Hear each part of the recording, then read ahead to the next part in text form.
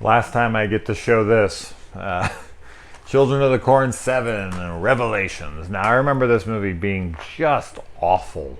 And I was watching the opening, and the movie wasn't as cheap as I remember it. It's still pretty cheap, don't get me wrong, but I remember it being like uber cheap. And I was actually, I think because of part 5 and part 6 and how much I disliked those, I went into 7 with like the lowest expectations humanly possible. And I was actually kind of enjoying the first, I don't know, like 30 minutes or so. And I was like, this isn't bad.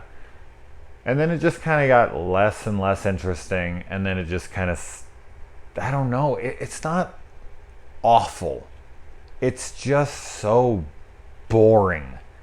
Like, there's so little that happens towards the end. It's almost like they front loaded it and they put all of the interesting stuff in the opening. And I'm not saying that the opening's all that great.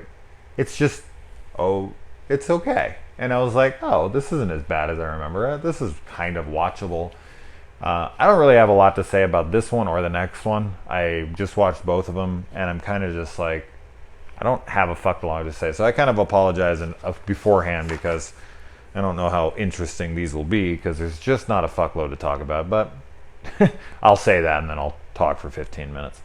Yeah, there's some decent atmosphere in the opening. The kids are pretty creepy, and I like that we get to see House of the Dead, and they're playing it, and they're like, kill, kill, and like they keep distracting the kids with video games in the movie, which is kind of funny.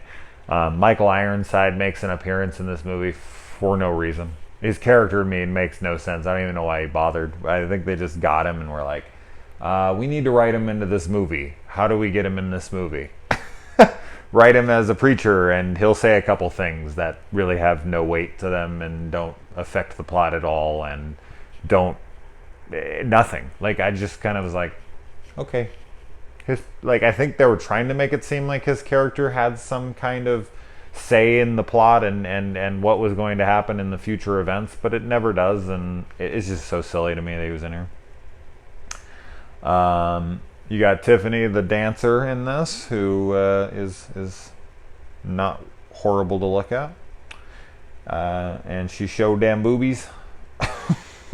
As I can sound like the total dickhead that I am, I guess. The kid comes into the bathtub and he drops kernels of corn into her bath. And then like corn stalks, not bean stalks, not jack, starts sprouting and like killing her in the bathtub. It was kind of funny. And then the asshole neighbor is just pounding on the door or on the walls like, shut the fuck up, you fucking bitch, you stupid asshole cunt, fucking. And she's just going nuts. Like the whole thing. He was actually making me laugh. He was pretty funny. His death was pretty messed up. They like push him down the stairwell and he falls down the stairwell. Just, I don't know, something about like throwing a handicapped guy down a stairwell, even though he's a total prick. I didn't really care. The detective that she goes and tells all of this to is just becomes so involved for no reason other than he finds her hot and then ends up asking her out. We get a lot of that in these movies that I've been watching lately, where the detective is just like trying to hit on the girls while doing the case. Like, I don't think that's very professional. We have some decent green neon lighting that's in the background of certain shots, which I really like. I always like neon lighting. I mention that all the time. God, this is a pretty boring review. I'm sorry. It's just, this is a boring movie, man. The convenience store guy's head gets cut off, and the prosthetic, the head that they use looked pretty good. And let's talk about the ending. I mean, we don't really have much to talk about here, but at the ending, she turns on one of her burners, without the pilot, and the gas is filling up, and she uses this lighter that she's given earlier in the movie to light one of the wreaths or whatever they hang on the doors, and then she takes it and she throws it into the apartment, which then it hits the stove, and then that's when it blows up. And it's like, okay, if that room was filled with gas, it would have blown up way before it got there, obviously. So that was kind of just like, whatever, that's stupid, but who cares?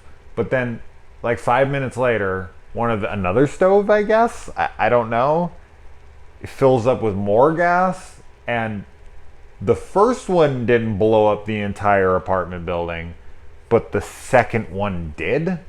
Like, why did one blow it up and one not? I guess the other room wasn't as filled, but it looked like the same one. Maybe it was a different stove. I must have missed, maybe they turned on another one. I don't know. I didn't think I missed it.